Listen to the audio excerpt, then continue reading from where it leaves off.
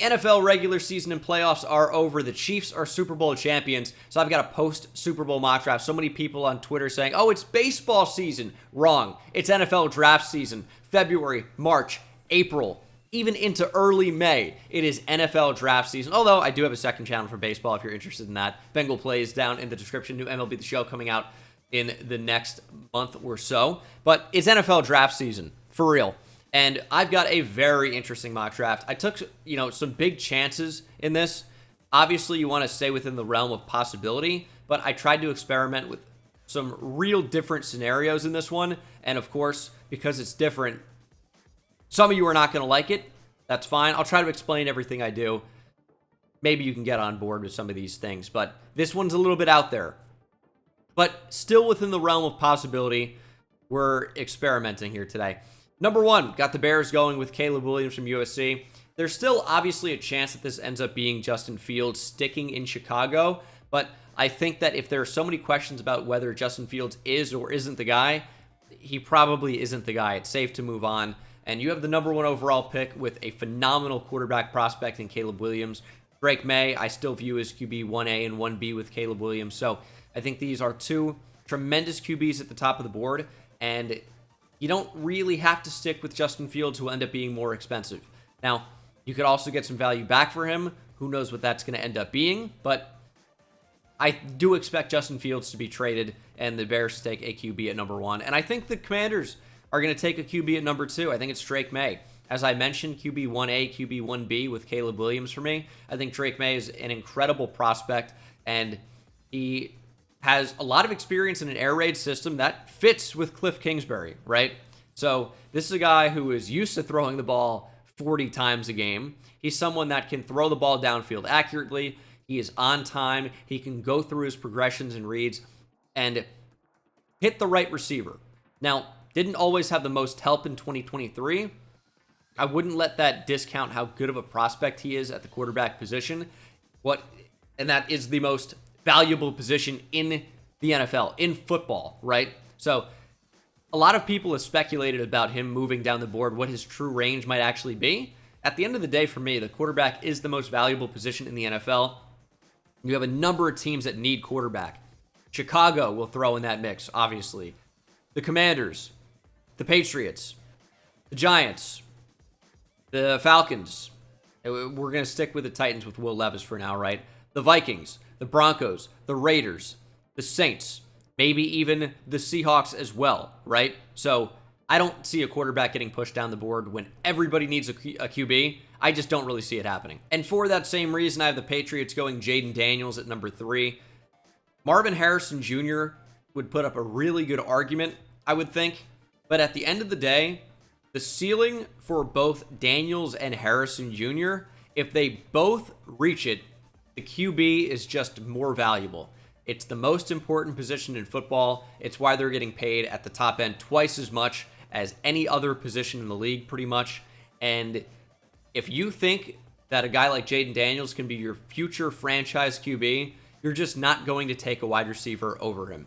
There's still a possibility that it is Marvin Harrison Jr., because maybe you don't view Jaden Daniels in that same realm with the top 2 quarterbacks, but I still think QB is probably in play there at number 3 for the Patriots. Leaving the Cardinals to do what I've done, I mean, literally 99% of the mock draft cycle so far over the last year. I have the Cardinals taking MHJ. He's an incredible prospect.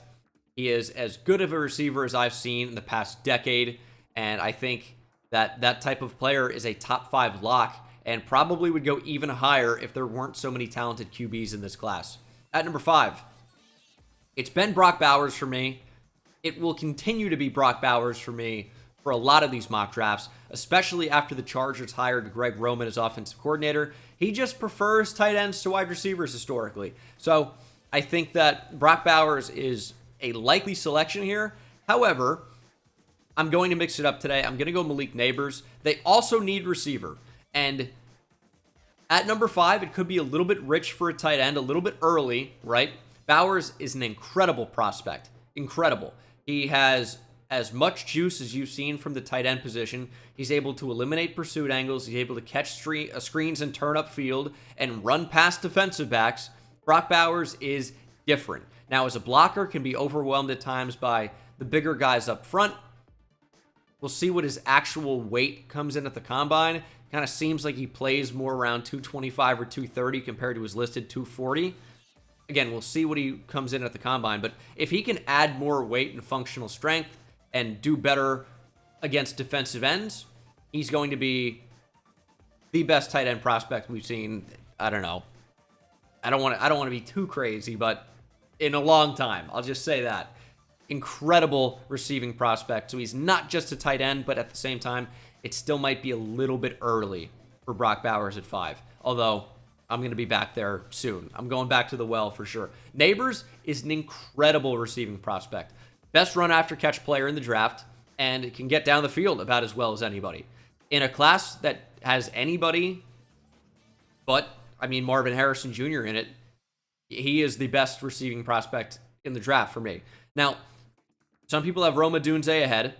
I think that's fair, but Neighbors for me is just the complete package, and his athleticism is in, a top tier of prospects that you really ever see. He's an incredible player. And for the Chargers, that could be losing in the next calendar year, by this time next year, I should say. Keenan Allen, Mike Williams, Joshua Palmer. What do you have left at wide receiver? Wide receiver certainly in play. And then at number 6, how crazy do I want to get? And I told you this was crazy. I'm going to stick to it.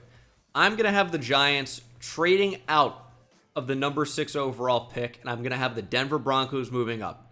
This is going to be the first real splash craziness of the mock draft. Stay with me here, or don't.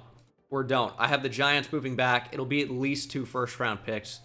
And I'm going to have the Broncos at number 6 selecting J.J. McCarthy. Now, that's going to be like waking up with a fire hose shooting at you.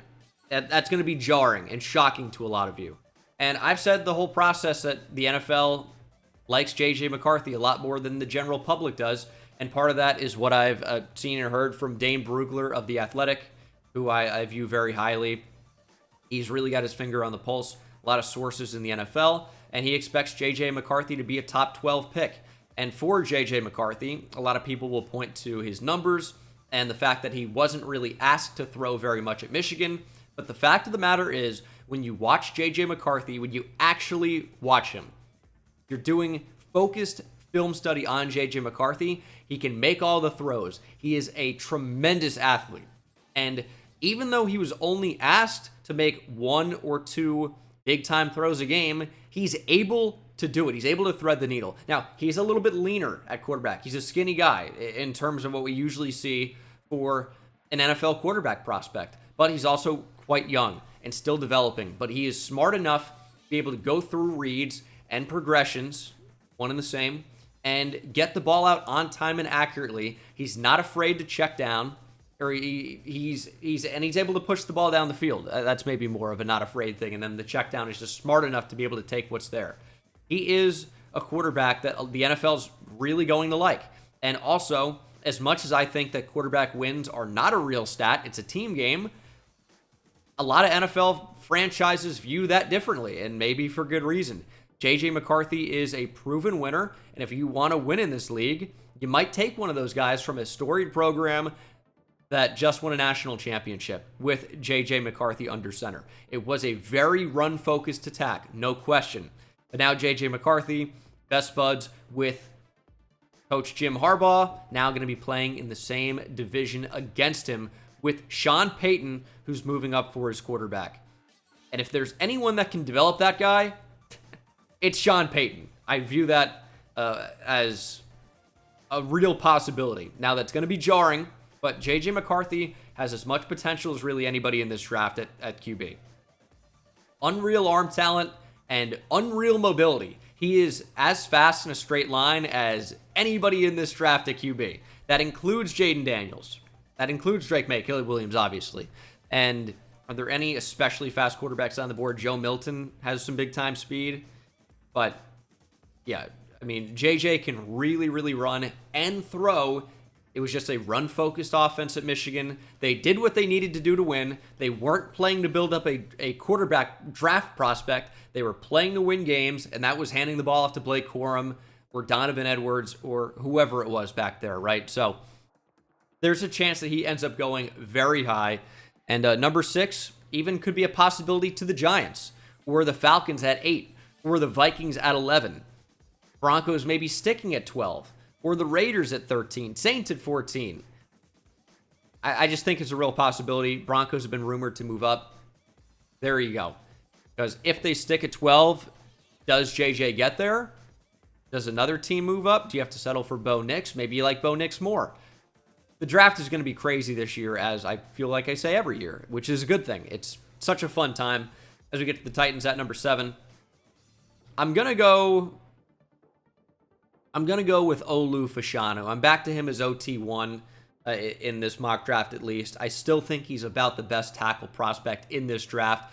As far as pass protection goes, I think he's the best. Now, did get overwhelmed at times with the Ohio State power rushers, JT Tuimoloau, Jack Sawyer, but that's, a few pressures a game. He's still very, very good. Now, does have some development, obviously, as all of these players do, especially in the run game. Although he improved in 2023 as a run blocker, I think Olu is still a tremendous prospect, and it would not shock me to see him be the first tackle off the board, even with Joe Alt there.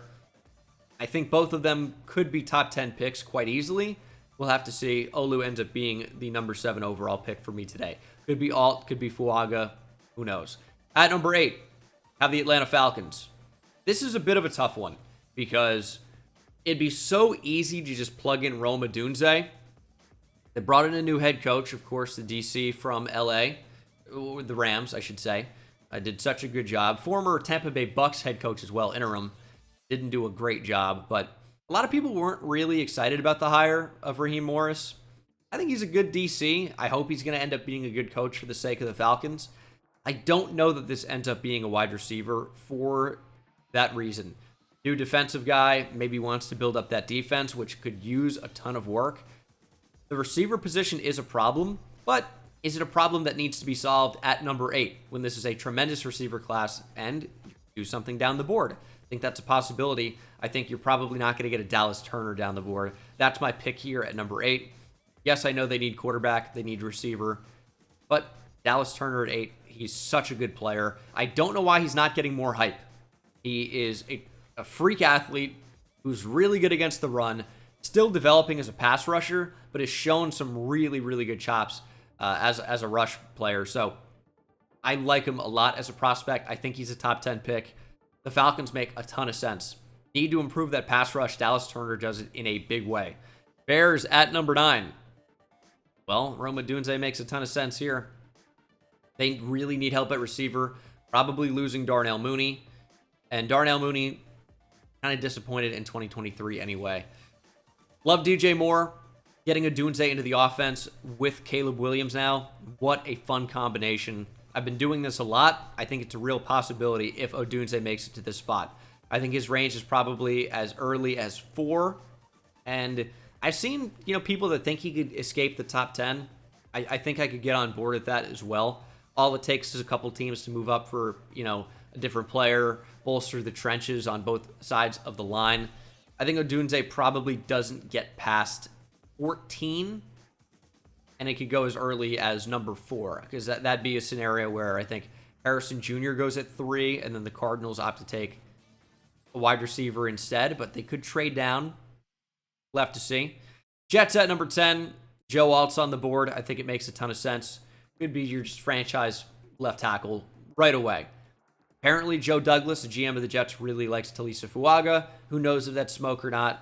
Left to see, of course, on draft day. But Joe Alt at 10, I think you like that value a ton, as it is as always in these mock drafts, it's an offense-dominated top 10. At number 11, got the Minnesota Vikings. And this is a tough one because do you bolster your defensive line, which needs a lot of help? Edge players leaving in free agency, potentially. Danielle Hunter, Marcus Davenport, DJ Wanham. And then your interior could just use a bolster anyway. Byron Murphy, Jerzon Newton. But You also really need quarterback. So this is the question that the Vikings are going to have to answer. Kwesi Adofo-Mensah, right? The GM of the Vikings.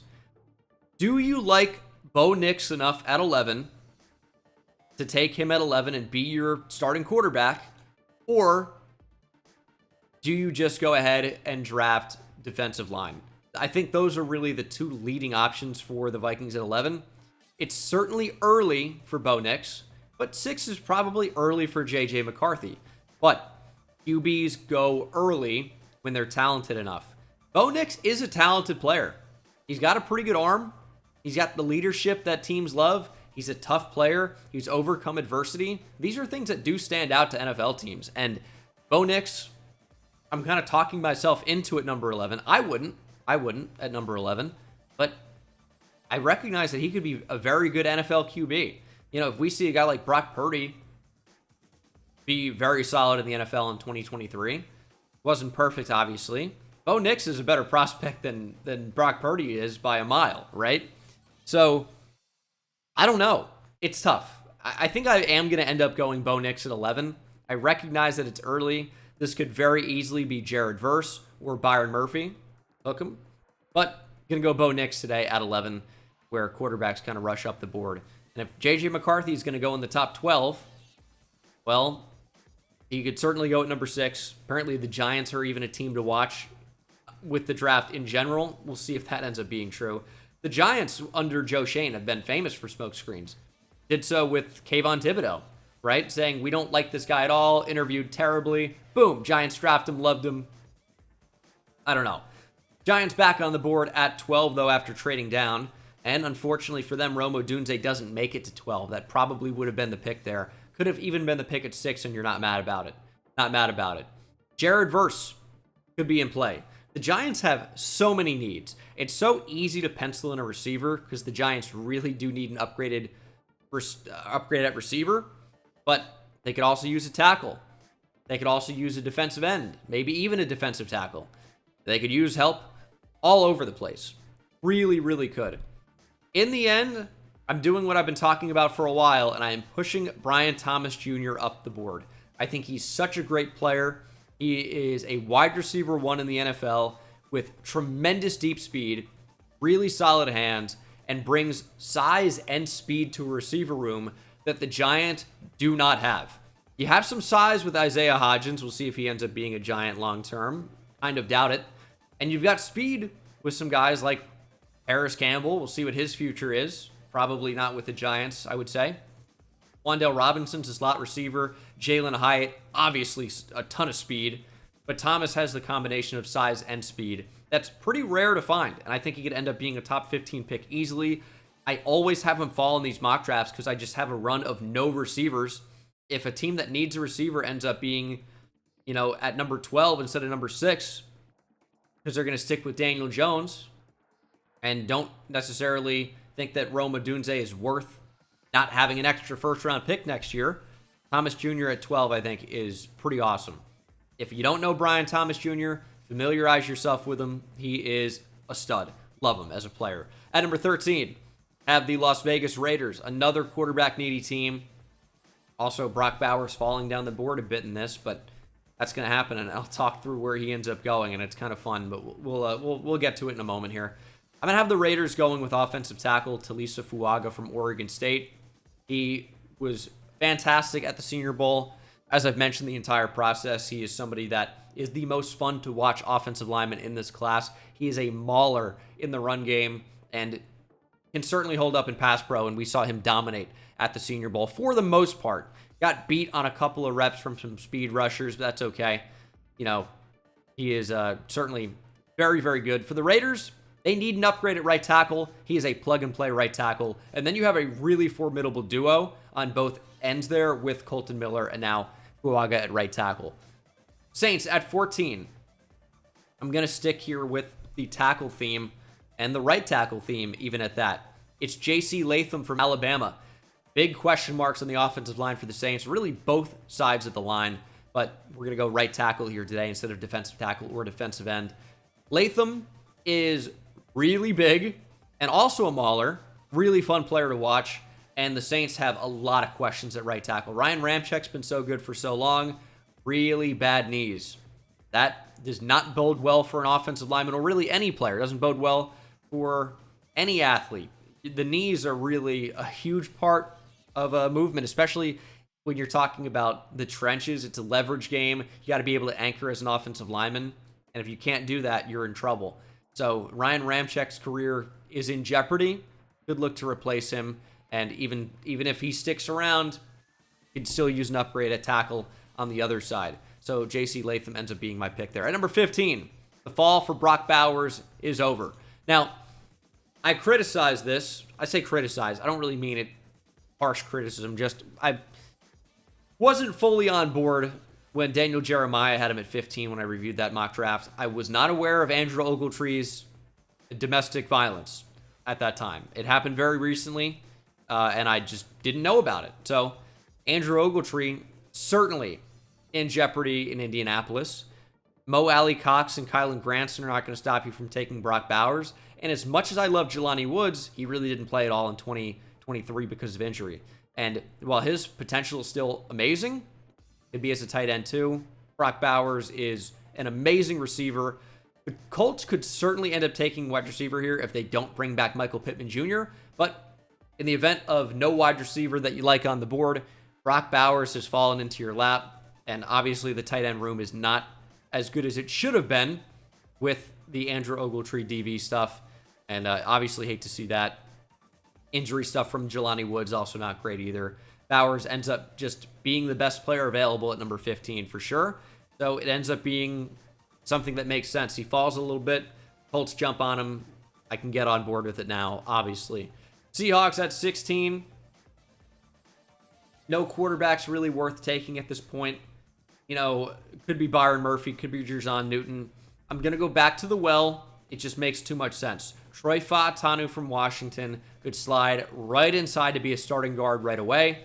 He obviously is local, playing at UW, but the player is worth the selection. He's, I think, a top 16 player for Daniel Jeremiah in his top 50, and is someone that is expected to slide inside to guard and be a very, very good player.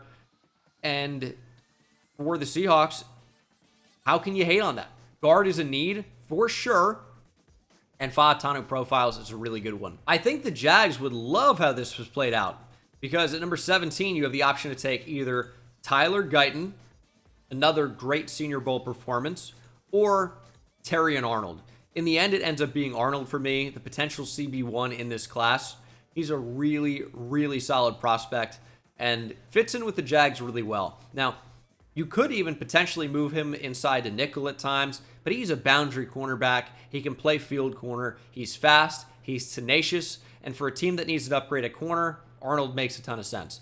You look at their secondary. Obviously, Tyson Campbell's a great player, but Darius Williams is on the wrong side of 30 now and has an expiring contract in the next 2 years. You look at corner and you go, outside of those two, who do we really like? It's tough to say. Arnold is a potential plug-and-play starter at 17. You got to love it. Tackle, certainly in play as well. And I think the Bengals would be pretty stoked that Guyton falls to them at 18. Another right tackle, plug-and-play starter with great size and mobility. Played right tackle at Oklahoma. You don't even have to move him over. TCU transfer. I think he played right tackle there as well. But you got your left tackle in Orlando Brown Jr. for better or worse. Now you bring in Tyler Guyton, and your offensive line starts to look a lot better. Guyton has as much upside as really any of these offensive linemen. At number 19, LA Rams. I think they wish Guyton was still available. I think Amarius Mims makes a ton of sense here. Jordan Morgan I could be sold on as well. In the end, I've settled on taking a cornerback with this pick. I'm going to go Nate Wiggins from Clemson. The Rams really need help at corner. I mean, their entire team, I keep saying it, I'm so sorry to be so rude to the Rams, but they have such a lack of talent at so many different positions and so few like good starters penciled in long term, and they manage to win regardless. You have so many different ways you could approach this if you're Les Snead and Sean McVay drafting. Nate Wiggins, I think, is a pretty good option. CB1 in there. Obviously, you lose Jalen Ramsey. They do not have a good, and that was, a year ago, I get it, right? But they haven't replaced him. And if you're throwing out guys like Darian Kendrick, you're in trouble. Plain and simple, you are in trouble. Nate Wiggins has size and speed and profiles to be a CB1 in the NFL. At number 20, I have the Steelers up. It's usually tackle here. Usually tackle. I usually just go Amarius Mims. We're sliding inside today. We're going Jackson Powers Johnson, center from Oregon. Could potentially play guard for you as well, but if you're the Steelers, probably going to pencil him in as a starting center. Had such a great year at Oregon this past season. Had such a great Senior Bowl in the limited time that he was down there in Mobile playing. He is a really good interior offensive line prospect. It needs to be within the realm of the first round. Like, has to be. Steelers could use an upgrade really all over the offensive line. Tackle, center. You could even make an argument at guard, I think. And, either one of those spots, really. It's just tough because, like, James Daniels was a center at Iowa. I liked him as a center. Is a guard in the NFL, plays right guard for the Steelers. Isaac Seumalo is their other one. Seumalo. And you could upgrade him. James Daniels, I would probably keep around. But JPJ, starting center over Mason Cole. That's what you want. At number 21, well, probably wanted Jackson Powers Johnson to come in and start at center. Could go tackle, but you'd have to develop Amarius Mims, who's very inexperienced. Maybe Jordan Morgan's in there. I'm going to go with Jatavion Sanders. He's one of the better players in this draft. Hook him, of course. JT Sanders has size. He has tremendous speed, and he's got great hands. Does not drop the football, runs by everybody, can be a true weapon in the passing game. And if the Dolphins are building a track team, well, Jatavion Sanders can certainly help with that. Freak athlete, still developing as a route runner, still developing as a blocker, but I think he does the job. I think he could end up going higher than what a lot of the mock drafts have had. I think he could end up being a first-round pick. I think there's potential for that. Now, does it seem a bit weird that he and Brock Bowers are within, not that many picks? I don't know. Brett Coleman said that he thinks Jatavion Sanders is closer to Brock Bowers than a lot would say. And I think Brock is more refined, but Jatavion Sanders is every bit of the same or better athlete. So I know that sounds crazy, but I think Brock Bowers is definitely a better prospect, but I love Jatavion Sanders. Love him as a player. Obviously, huge Texas fan, but the Dolphins could really use an upgrade at tight end, and bringing that size and speed into your offense is super fun. I'd be really excited to see what Mike McDaniel does. Now, blocking is really important to that offense. Maybe Jatavion Sanders lets you down there, but we'll have to see. I think it's an option. At number 22, I have the Philadelphia Eagles. And I always circle back to them just needing corner here. I could see it being offensive line, but they need help at corner. I'm going to go Quinyon Mitchell from Toledo. Great size and speed. Very, very good closing speed. He's going to test crazy well as well. Verified 4.3 speed in the offseason as well in 2023. See what happens after combine training. Could just be out of this world. And then if he runs in the low 4.3s, now people are going to really start talking about him. But I think his tape is really, really good. And I don't care that he played at Toledo. With cornerbacks, you're really looking at technique and athleticism. And he's got both. I think that's a first-round player, no question. At number 23, I'm going to go Jared Verse. The Texans could be losing Jonathan Grenard. Jared Verse and Will Anderson Jr. is a really good combo. Because you got Verse, a little bit of a bigger pass rusher on the outside. 6'4", 260. Anderson's more of your speed rusher, who still is 6'3", 6'4", 250, but is a slimmer, more, I would say, speed and technique guy where Verse offers more power. And that's a fun combo. Verse can set the edge. Anderson can get after the QB. And of course, you wouldn't necessarily be doing both at the same time, but it's a combination that I think would work really, really well overall. And he falls at 23. You kind of jump on him. It makes a ton of sense. At number 24, I have the Dallas Cowboys. Cowboys could do a number of different things here. Offensive line, I think, is at the top of the list for the Cowboys pretty much every year in the draft. They need tackle pretty badly now. Tyron Smith could leave in free agency, could leave in the offseason. Might not re-sign him. Could certainly improve your secondary. I don't know that you'd take a cornerback in round 1 when you have Trayvon Diggs coming back from injury, Deron Bland breakout, 6'6" machine. And then, of course, you've had good play from Stephon Gilmore. We'll see if he's able to be retained long-term. Kind of doubt it, so maybe you'd consider taking a nickel in here. But for the Cowboys, wide receiver, offensive tackle, center, all I think really, really viable options here. And I know you can get tired of offensive tackle over and over again. These are the guys that make an offense successful. Yes, quarterback, wide receiver, for sure. But there's no corner in the league that can cover for 5 seconds down the field if your offensive line is going to give you that much time. I know that's like a bit of an exaggeration, right? But offensive line, if you get elite play, your wide receivers don't have to be quite so good. And they already are, because you have CeeDee Lamb, who's a beast. Michael Gallup, obviously a bit disappointing. We'll see what happens with Brandon Cooks long term. But offensive line for me is and should be the focus of the Cowboys here. Do you want Graham Barton to start at center? Or do you want to develop Amarius Mims at tackle? Or Jordan Morgan, for that matter? Or maybe even Kingsley Suamataia. That feels like he could be a Cowboy. I don't know. Tyron Smith, losing him would be crazy bad. Injuries, no doubt, have been a problem. I think we're going to go Graham Barton. It's tough for me to picture Tyron Smith not in a Cowboys uniform. Tackle, obviously, is a need. Now, Graham Barton has played tackle, also has played center. He's projected to move inside. He gives you versatility. Maybe he even goes to play guard. Tyler Smith kicks out to left tackle. But he's so good at left guard, I think they'd have a tough time doing that. But still could. I mean, we saw a guy like, Hall of Fame, Cowboys offensive lineman, Larry Allen move all over. So you got some possibilities there. Barton gives you flexibility, and I think he makes sense at 24 for that reason. Packers at 25, just go Lucas Van Ness teammate, Cooper DeJean, back-to-back Iowa Watts in the first round. I don't know. Obviously, Cooper DeJean is a white corner. There's a stigma there, but he's a really good athlete with really good size.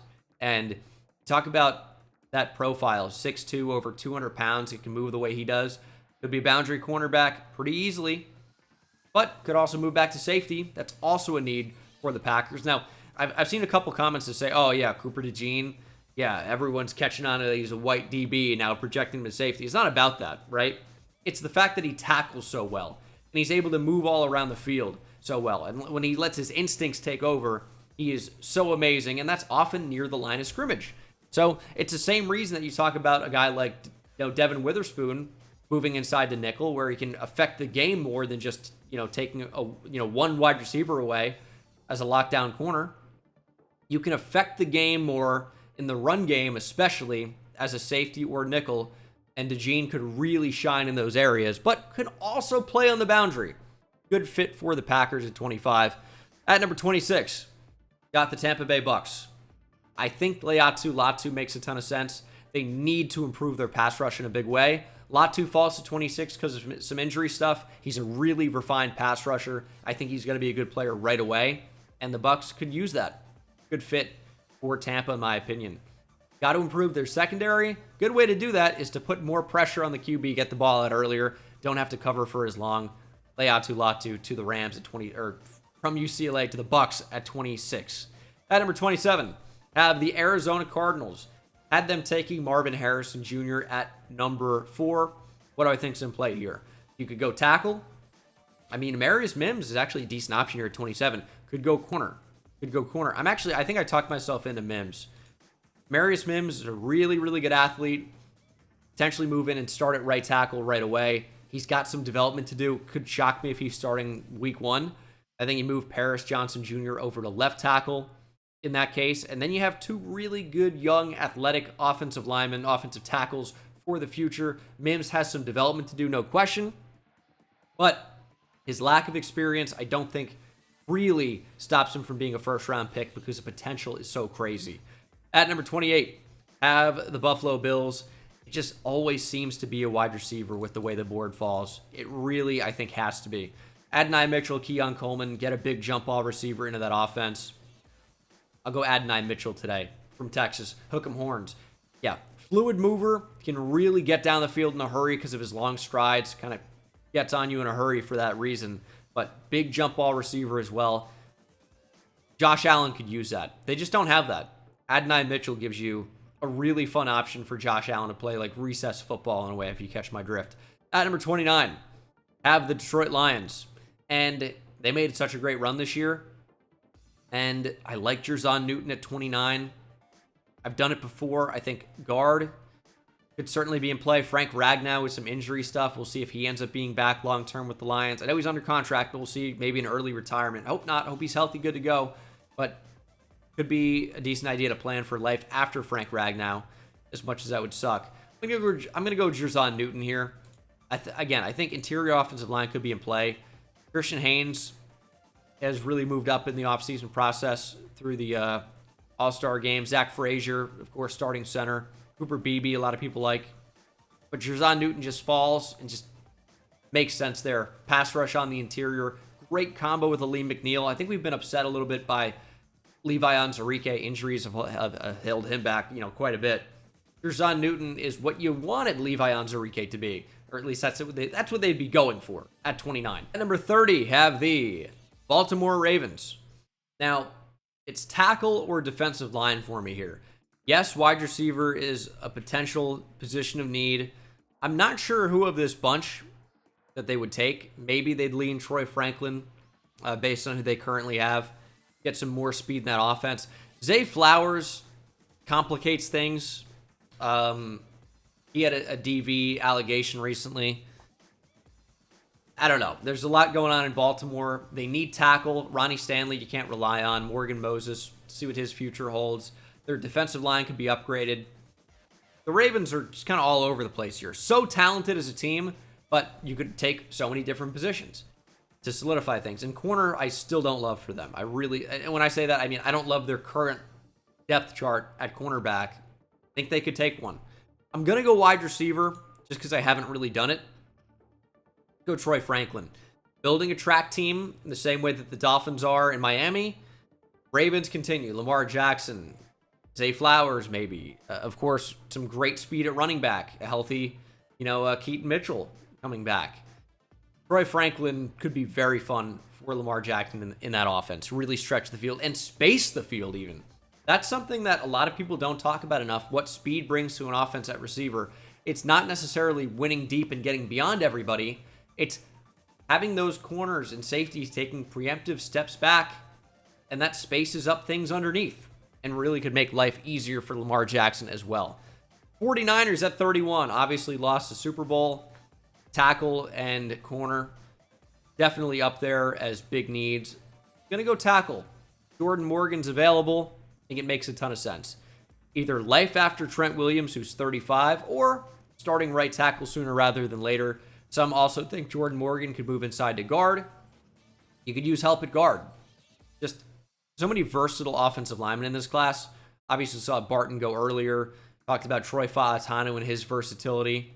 I mean, even Talisa Fuaga could potentially move inside to guard if you wanted to do that. Kind of think like Tevin Jenkins from Oklahoma State a couple years ago. And we're going to finish this mock draft with the Chiefs at 32. It's just so crazy, man. I was thinking about this during the Super Bowl. And yes, I get Travis Kelce is there. But the fact that outside of your tight end, your top receivers were Rashee Rice, who had a great rookie year, no question. But Rashee Rice, Marquez Valdes-Scantling, Mecole Hardman, Justin Watson, who have I not named? Kadarius Toney, Justin Watson, Kadarius Toney, Marquez Valdes-Scantling, Rashee Rice.